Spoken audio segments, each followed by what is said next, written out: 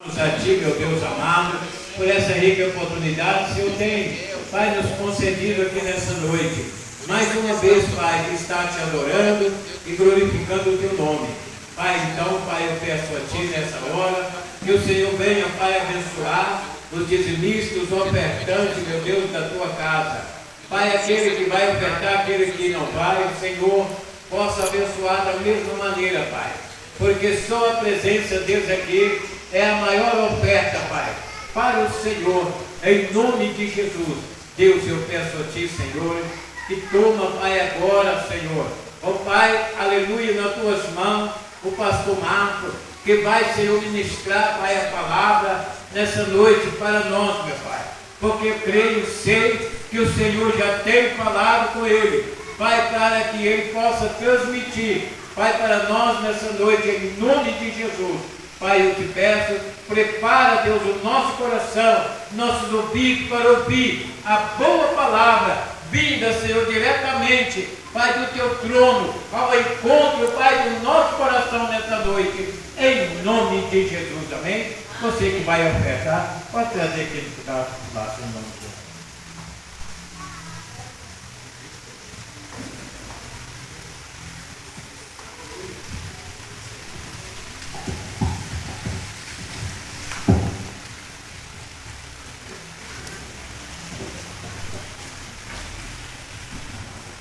Glória a Deus.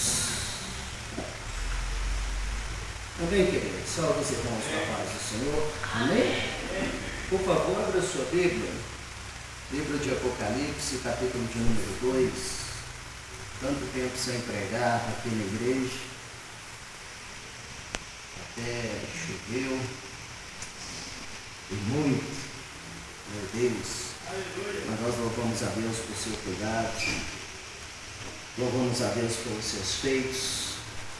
Eu pensei que o Giovanni ia continuar e também pregar. Seria um privilégio ouvi-lo. Mas quero louvar a Deus por essa oportunidade. Meio sumido, né, queridos? Correria, resolvendo tantos problemas. Mas graças a Deus que tem colocado as suas mãos e tem ido à frente, tem aberto portas, e o nome do Senhor tem sido glorificado.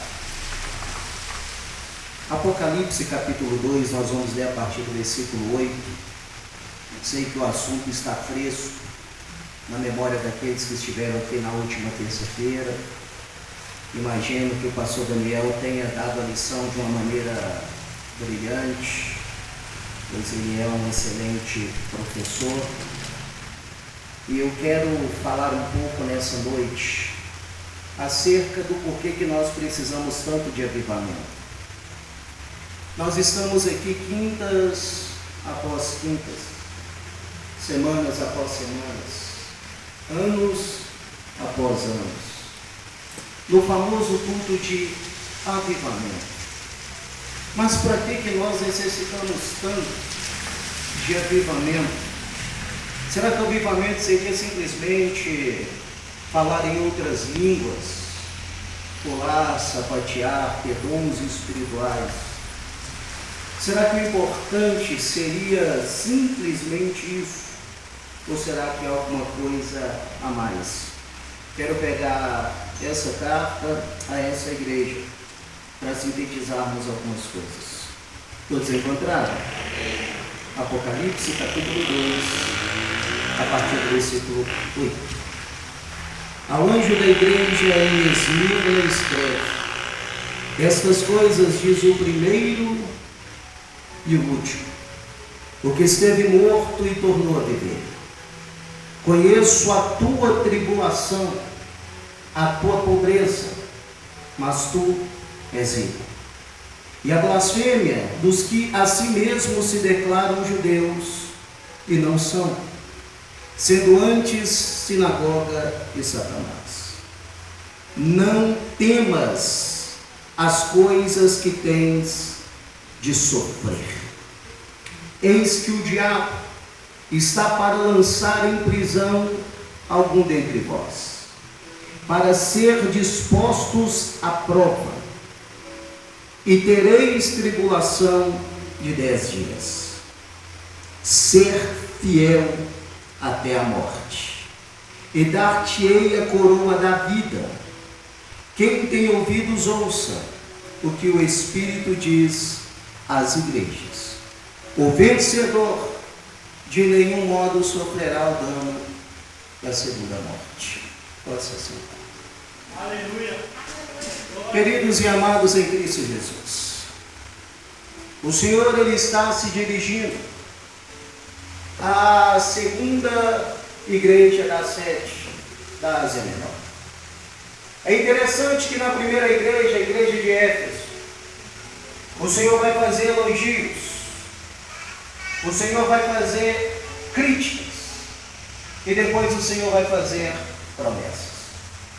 Agora, quando o Senhor vai se direcionar à igreja de Esmirna, a palavra Esmirna significa fiel. Diferentemente da primeira igreja, que é Éfeso, o Senhor vai simplesmente fazer elogios e promessas.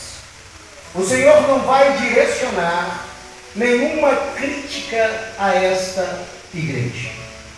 O Senhor vai começar, como Ele começa sempre ao se direcionar às igrejas.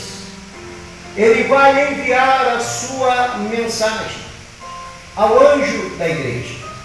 A palavra anjo aqui no grego tem o sentido de mensageiro. O Senhor vai direcionar a sua palavra ao mensageiro da igreja, aquele a qual ele achava numa condição de transmitir a sua mensagem para a igreja.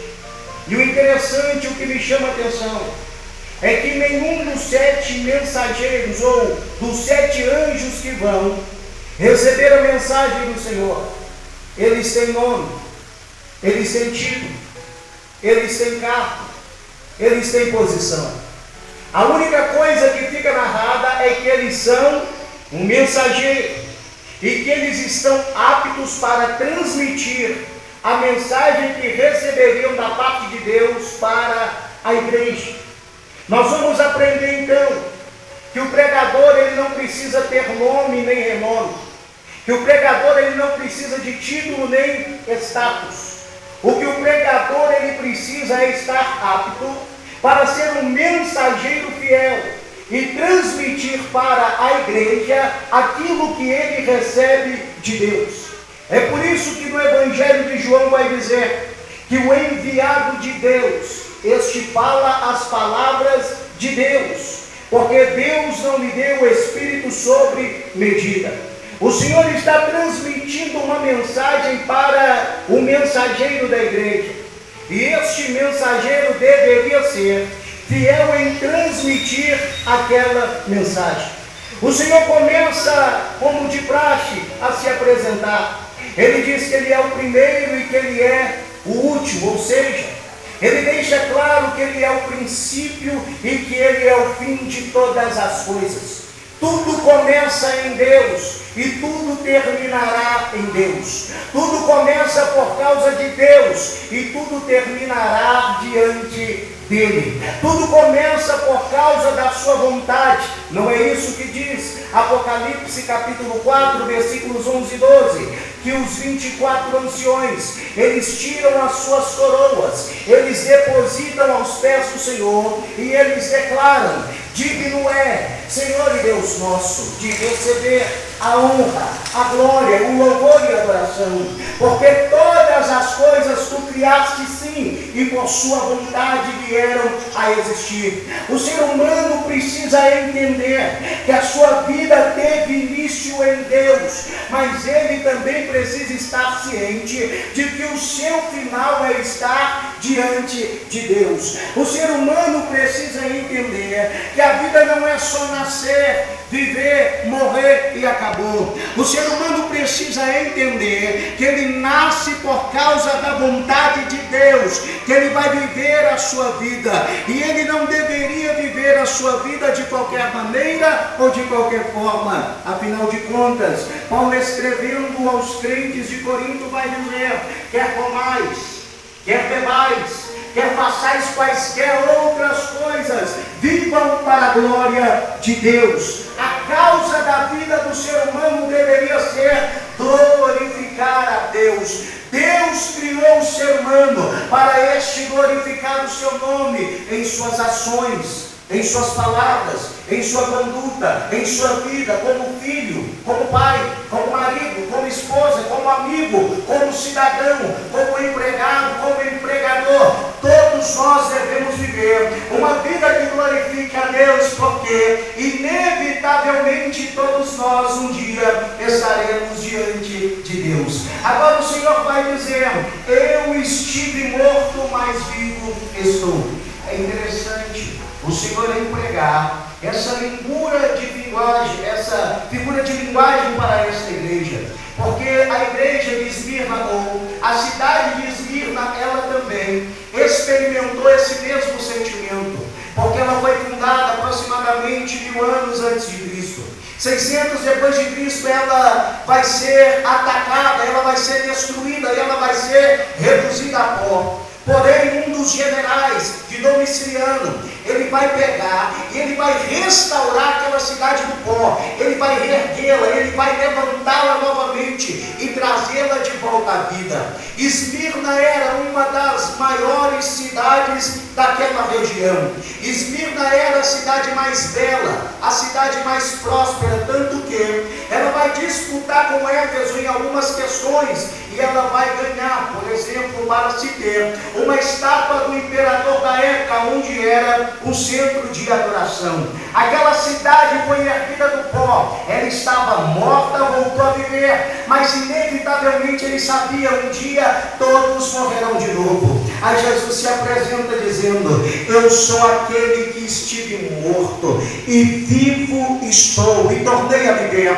Só que diferentemente daquela cidade que foi reerguida e levantada do pó pela mão do homem, Jesus está dizendo que ele esteve morto, que foi levantado da morte pela ação e pelo poder do Espírito Santo. Aquela cidade um dia voltaria às cinzas, voltaria ao pó, voltaria à ruína que um dia ela foi levantada, mas o Cristo não. Jesus levantou daquele túmulo, ele o deixou vazio e ele jamais retornará para lá. Ele está sentado à destra de Deus, no alto e sublime trono. Ele rege, ele governa, ele domina sobre todas as coisas. Ele tem poder, ele tem domínio, ele tem autoridade. Ele está dizendo para aquela igreja: olha, eu estive morto, eu estou vivo e eu estarei vivo para todo sempre. E eu conheço vocês. Aleluia! Glória a Deus. Deus. Te constrange, mas isso me constrange, saber que Deus me conhece. Eu posso ser repetitivo, você pode me ouvir falar isso várias vezes, do constrangimento que há em Deus me conhecer. Quanto mais íntimo, quanto mais perto um do outro, mais as pessoas se conhecem e mais as pessoas têm liberdade para serem aquilo que elas verdadeiramente são. Abraham Lincoln disse certa vez: pode-se enganar as pessoas por algum tempo, pode-se enganar todas as pessoas por algum momento, mas não dá para enganar todas as pessoas o tempo todo, porque os antigos vão dizer que o tempo é o Senhor da razão, e o tempo acaba revelando algumas questões, que vai trazendo à tona algumas coisas que aparentemente estavam escondidas e esquecidas. Todavia, Deus nos conhece no íntimo, Deus nos conhece no profundo, Deus ele nos conhece mais do que nós mesmos. E eu não sei se você para entender isso, porque talvez nós ao longo desse dia tivemos pensamentos pensamentos que nós não externamos para ninguém, nem para a esposa, nem para o marido, nem para os filhos, nem para os amigos, mas Deus viu, Ele estava lá, Ele sabe o que há em nossos corações, Ele sabe o que pensamos, o que maquinamos, o que imaginamos. Deus não consegue sondar, conhecer e ver simplesmente a nossa ação, mas Ele olha a intenção. O ser humano fica muito daquilo lá, eu não gosto da ação daquela pessoa, eu não gosto do jeito daquela pessoa. Só que Deus, Ele vai além. Nós conseguimos ver ação e reação. Deus, Ele vê o íntimo, Deus, Ele vê o porquê, Deus, Ele sabe o porquê que nós estamos fazendo ou deixando de fazer. Isso é perigoso porque nós sabemos que Deus, ao olhar o coração, ao sondar as emoções, ao saber o que passa lá, não precisa do homem verbalizar para pecar, não precisa da pessoa verbalizar para pecar, não precisa da pessoa deitar numa cama com outra mulher ou com outro homem para pecar. Basta desejar no seu coração. Eu não preciso atentar contra a vida de alguém para me tornar um homicida. Basta eu aborrecer o meu próximo e a Bíblia vai dizer que eu sou homicida. E é este Deus que sonda corações, que conhece as nossas vidas, que sabe como nós entramos por essa porta, que sabe como nós estamos desde a última vez que estivemos aqui. Ele está no lugar, Ele nos conhece, Ele está dizendo: eu sei e eu conheço as tuas obras. Isso me causa arrepios, porque um dia eu estarei diante deste Deus que viu o que ninguém mais viu, ouviu o que ninguém mais ouviu, e estava lá quando ninguém mais estava, e sondou meu coração. Só que o Senhor, Ele não diz eu conheço num ato crítico com esta igreja, mas Ele diz no sentido de saber exatamente o que a igreja estava passando. Ele diz: eu conheço a tua tribulação e a tua pobreza. O Senhor vai falar de duas coisas: tribulação e pobreza. É interessante, porque talvez naquela hora a igreja é renovada, porque geralmente nós saímos das nossas casas para vir para a igreja para ouvir uma mensagem de vitória. Geralmente nós saímos das nossas casas para vir para a igreja para ouvirmos uma mensagem triunfal. Geralmente nós saímos das nossas casas para vir até a igreja para ouvir que Deus vai livrar, que Deus vai abrir uma porta. Geralmente o intuito de virmos à igreja é ouvirmos uma palavra de vitória. Quando nós convidamos alguém para vir ao culto, não é isso que falamos: vai lá porque Deus tem uma vitória para você, vai lá porque Deus tem uma mensagem de vitória para você. E essa igreja, ao chegar lá e ouvir Deus dizer: eu conheço a tua tribulação e a tua pobreza. Talvez na hora a igreja: meu Deus, glória a Deus, obrigado, Senhor. Valeu a pena ser fiel, porque, como eu disse, a palavra Esmirna significa fiel. Esmirna foi considerada a cidade mais fiel que havia ao Império Romano de toda a região.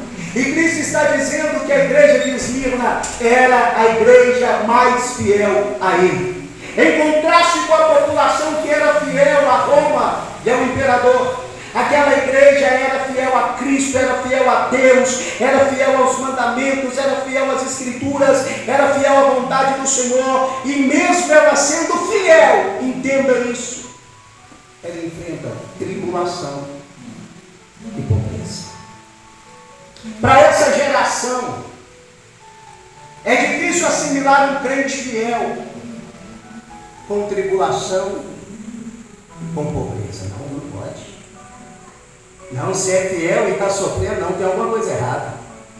Você é fiel e está passando luta, não, pode olhar que tem pecado oculto ali. Você é fiel a Deus e está passando, não, pode procurar lá no âmago da sua alma que deve ter alguma coisa que você não confessou. Pobre, você está pobre? Você é dono do mundo e da prata e está pobre? Está passando necessidade? Está passando tribulação? Está enfrentando luta na família? família, na finança, na saúde, está enfrentando problemas, o Senhor está dizendo: eu conheço, mesmo em meio à sua fidelidade, sua tribulação e sua pobreza. Querido, entenda algo: a tribulação quase sempre está associada não ao pecado. A tribulação na vida do cristão está associada muitas vezes não à desobediência a Deus. A tribulação está associada à fidelidade ao Senhor.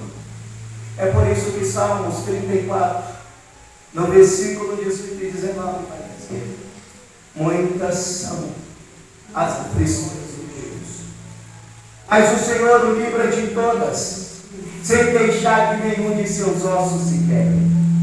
É interessante que não é muitas tribulações do injusto, do pecador, ou mesmo do infiel, mas o texto garante que muitas são as aflições do justo.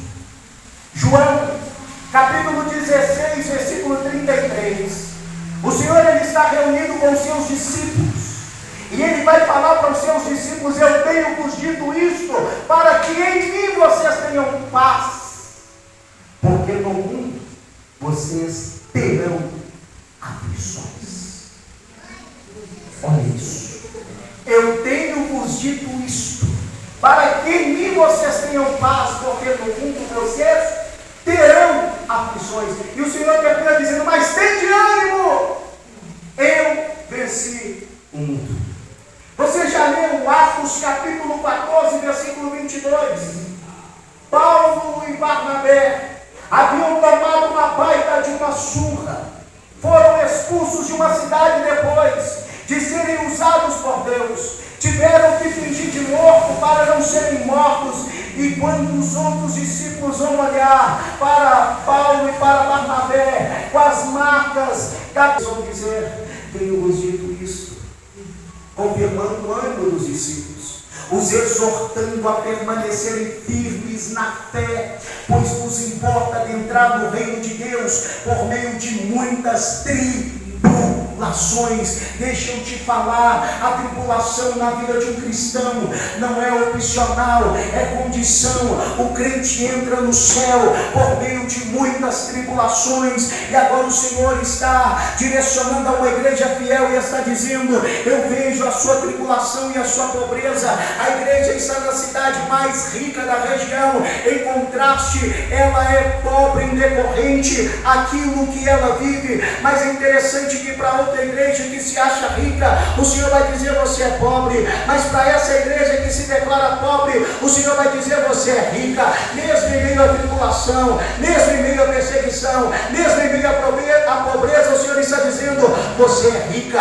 Rica por quê? Porque ela é fiel a Deus, ela obedece a Deus, ela guarda a palavra de Deus, e ela consegue ter paz, ter vida com Deus, mesmo em meio à tribulação e pobreza.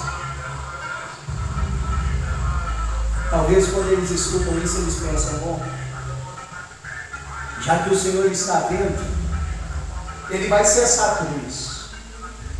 Já que o Senhor vê que eu estou na tribulação e na prova, hoje Ele vai pôr um ponto final nisso. Aí o Senhor vai dizer: olha, eu sei que tem muitos aí dizendo que são judeus, mas não são. São falsários da fé, são sinagogas de Satanás, e estão se levantando contra vocês. Eis que o diabo está para lançar alguns de vós da prisão. Mas antes do Senhor falar de Satanás, de diabo e de prisão, Ele diz no versículo 10: não temas as coisas que há de vir. A igreja já está em tribulação, a igreja já está em pobreza, e o Senhor está dizendo: vem mais. A igreja é fiel, a igreja só tem elogio e promessa, não tem crítica. Ele está em tribulação e pobreza, e o Senhor está dizendo: se prepara que vem mais. Sabe por que nós precisamos de avivamento? Porque a fidelidade a Deus, ela tem um custo. O custo é tribulação, é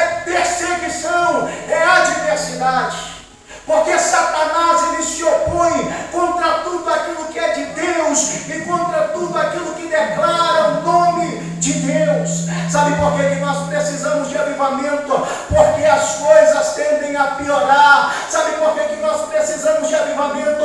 Porque a luta tende a aumentar. Sabe por que nós precisamos de avivamento? Porque vem dias terríveis que, se o Senhor não abreviá-los, nenhuma carne se salvará. Sabe por que nós precisamos de avivamento? Porque só é Ele que nos mantém de pé em meio às lutas e às adversidades da vida. Pastor, eu vim aqui hoje para ouvir uma palavra que me mantém de pé. Se prepare, coloque seu joelho no chão, coloque sua boca no pó, porque mesmo em meio à fidelidade, mesmo sendo fiel a Deus ao extremo, a coisa pode piorar para o seu lado e para o meu lado. Isso não é sinal que Deus não está nos vendo. Isso não é sinal que Deus não nos ama. Isso não é sinal que Deus nos abandonou. Isso não é sinal que Deus não tem uma aliança conosco e que nós não temos uma aliança com Ele. Ele diz: não temas as coisas que há de sofrer, de passar. Ao mesmo tempo que o Senhor adverte para um tempo difícil, Ele está dizendo: você não precisa ter medo. Você não precisa ter medo. Eu não consigo entender como que os crentes ficam desesperados andando de um lado para o outro. Eu não consigo entender como que um crente ele anda batendo cabeça de um lado para o outro. Eu não consigo entender como que pequenas coisas tiram a paz de um crente. Um diagnóstico médico, um problema no casamento, um problema com os filhos, um problema com o cônjuge, um problema com os irmãos. E nós vamos nos perdendo em meio a tudo isso. Quando a palavra do Senhor é: eu sei, eu conheço, e você não precisa temer. O Senhor está dizendo: você vai passar, mas você não precisa ter medo. Você vai passar, mas isso não precisa tirar a sua paz. Você vai passar, mas isso não precisa tirar o seu sono. Você vai passar, mas isso não precisa te desesperar. Meu Deus, como que não se desespera? Como que não se aflige? Estando cheio de Deus, estando cheio da presença de Deus, sendo fiel a Deus. Eu entendo que a única coisa que me dá paz no vale, a única coisa que me dá paz na adversidade, é ser fiel a Deus, é ser conhecido de Deus, é Deus me conhecer e eu estar em contato direto com Ele, ouvindo a sua voz e sendo conduzido por ela. Não é o que o salmista vai dizer lá no Salmo 23, ele começa dizendo: o Senhor é o meu pastor, nada me faltará. Deitar-me faz em verdes pastos, guia-me mansamente por águas tranquilas, Ele refrigera a minha alma. Aí ele vai chegar e ele vai dizer assim: olha, mas tem algo, ainda que eu andar pelo vale da sombra da morte, eu não temerei mal algum, porque Ele está comigo. O que o Senhor está dizendo para essa igreja é essa: a coisa já está feia e vai piorar, vai apertar, mas não precisam temer, eu estou com vocês. E é interessante que a presença dele não garante ausência de adversidade e de tribulação, mas garante sucesso na adversidade e na tribulação. Talvez eu vou entristecer alguns aqui nessa noite. Talvez você vai sair na mesma luta que você chegou. Talvez quando você sair daqui tem uma luta maior batendo na sua porta dizendo: chega.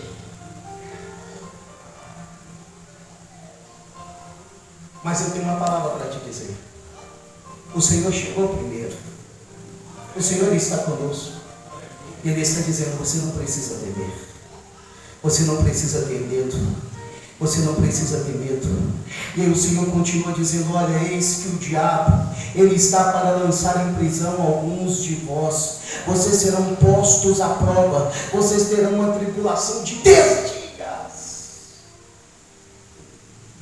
Sabe o que é interessante? Que Deus está antevendo o que vai acontecer, pois Ele é onisciente, Ele é presciente. Ele está revelando à igreja: olha, o diabo vai se levantar, hein? Ele vai lançar mão contra algum de vocês. E detalhe, alguns vão parar na prisão. E vocês terão uma tribulação de 10 dias. Ele diz: oh Deus, está faltando o resto da revelação. Que hora que vem eu vou livrar? Que hora que vem eu vou fechar a boca do leão? Que hora que vem que o diabo vai cair por terra e a sua obra também? Que hora que vem que o Senhor não vai permitir isso acontecer? E Deus está dizendo: vocês vão passar por uma luta de 10 dias, e detalhe, muitos vão morrer. Mas o que o Senhor espera de nós? Seja fiel até a morte. Sabe, queridos, nós precisamos de avivamento para nós entendermos que Deus vai permitir o diabo lançar a mão em alguns de nós. Nós precisamos de avivamento porque nós precisamos entender que Deus vai permitir alguns de nós passarmos por situações difíceis. O Deus que livrou Pedro da prisão foi o Deus que permitiu que Tiago fosse morto. O Deus que livrou Daniel da cova dos leões, Sadraque, Mesaque e Abidnego da fornalha ardente, foi o mesmo que permitiu que João Batista perdesse a sua cabeça. O mesmo Deus que ressuscitou foi o mesmo que permitiu que a maioria dos apóstolos morressem de uma maneira brutal. O Senhor está dizendo para essa igreja: não são todos. Observe que toda a igreja está em tribulação e pobreza. Alguns a coisa ainda vai piorar. O diabo vai lançar a mão em alguns. Vão para a cadeia, vão passar uma tribulação de 10 dias. E o que nós temos que fazer, Senhor? Ser fiel. Ser fiel. Até quando? Até a vitória vir, até sairmos da cadeia fiel, até morrer. Queridos, eu aprendo que muitos de nós não estamos preparados para isso. Infelizmente, a igreja evangélica brasileira tem se tornado uma creche para meninos espirituais. A igreja evangélica brasileira, ela tem se tornado um berçário para meninos da fé, aonde ela só quer ouvir de triunfo e de vitória, aonde ela só quer ouvir palavras de bênção, de consolo e de conforto, aonde ela só quer ouvir que a luta foi embora, que acabou e agora é só vitória, aonde ela quer ouvir que é só sabor de mel, que o gigante vai cair, que os planos do diabo vai ser frustrado. Entenda isso. Quando eu abro a Bíblia no livro do profeta Naum, capítulo 1, versículo 3, está escrito: Deus tem um caminho em meio à tempestade, a tormenta, e a nuvem ao pó dos seus pés. Meu Deus, Deus tem um caminho no meio da tempestade. Para quem quer esse caminho? Talvez é para mim, para você passar. E o que eu devo fazer nessa hora? Murmurar, reclamar, dizer que Deus me abandonou, me esqueceu, que Ele não me vê. Não, eu tenho que ser fiel. Fiel. Fiel. Eu fui fazer uma visita para um amigo de esposa. Quando eu chego no hospital, já pensando as palavras, o que eu vou falar com esse camarada? Como que eu vou consolá-lo? Como que eu vou confortá-lo? O que você fala para alguém que tem no máximo 3 meses de vida e é um quadro irreversível? O que você fala para um camarada que a única chance de vida dele é fazer uma cirurgia que o ampute do umbigo para baixo e que a chance de vida é menos de 20% de sobreviver a essa cirurgia? O que você fala para um camarada que está numa situação dessa, que é marido, que é pai, que tem uma esposa para cuidar, que tem uma filha com o futuro todo pela frente precisando do pai? O que você fala para confortar alguém numa hora dessa? E eu andando uma distância longa e pensando o que eu vou falar. Quando eu cheguei lá, ele olhou para mim, ele sorriu, me deu a paz do Senhor e ele começou a me confortar. Oh, meu amado, que bênção o Senhor ter vindo. Deus é maravilhoso, Deus é glorioso, que permitiu que eu conhecesse o Senhor por meio desse momento de dor. Se não fosse esse momento de dor, talvez eu não teria a oportunidade de lhe conhecer e conhecer outros irmãos, mas graças a Deus, que Ele é bom o tempo todo. Eu falei: meu Deus, eu devo ter entrado entrado no quarto errado, eu devo ter entrado no quarto de alguém que está gripado, eu devo ter entrado no quarto de alguém que está com a unha encravada. Deixa eu ver aqui, é o senhor mesmo, sou eu mesmo. Não, mas peraí, como é que é a situação? Olha, é isso e aquilo outro. Mas quando isso me aconteceu, meu amado irmão Marcos, eu nunca perguntei a Deus por quê. Eu jamais disse: Deus, por que eu tão jovem vou morrer? Deus, por que eu tenho um Deus que pode tudo sobre esse diagnóstico? Eu nunca perguntei a Deus por quê. Eu só perguntei a Deus para quê? O que o Senhor quer comigo? O que o Senhor tem para mim? O que o Senhor quer que eu faça? O Senhor quer que eu te glorifique em quê? Em meio a essa luta, em meio a essa vitória. O que o Senhor tem para mim em meio a tudo isso? Entenda isso, meu querido. Quando Deus permite a luta bater na nossa porta, não é porque o diabo venceu, não é porque ele vai vencer, não é porque a luta é maior, é porque Deus tem algo para nós no meio daquilo, tem um caminho. Deus quer que nós o glorifiquemos, que nós louvemos o nome dele. E como fazer isso se eu estou vazio? Quando a gente está vazio, as coisas nos abatem, as coisas nos ofendem, as coisas nos distanciam de Deus. Eu me lembro que quando a Yasmin deu a crise alérgica, eu lembro da Gleice ficar no hospital dias e dias. Eu saía do Cabana para vir para a igreja aqui. O meu pastor nunca perguntou como que a Yasmin estava. O meu pastor nunca se ofereceu para fazer uma visita para ela. A esposa do meu pastor nunca se ofereceu para ir passar uma noite com a minha esposa lá. A família desapareceu, os amigos sumiram, as pessoas não perguntavam o que estava acontecendo, como é que estava. Foi um tempo difícil e eu entendi que aquele momento era um caminho para mim percorrer, era um caminho para minha esposa percorrer. A enfermidade não estava no governo, o diabo não estava no governo, Deus continuava no governo, Deus continuava sentado no trono. Entenda algo: Deus sabe aonde tocar, Deus sabe aonde mexer, Deus sabe aonde pôr a mão para nos levar a orar mais, a jejuar mais, a consagrar mais, a nos aproximarmos mais. Deus sabe aonde Ele põe a mão para nos fazer mais sensíveis, para nos fazer mais maleáveis. Deus sabe aonde põe a mão, e quem não chora, chora, e quem não sente, sente, e quem não é despertado, é despertado. Deus sabe aonde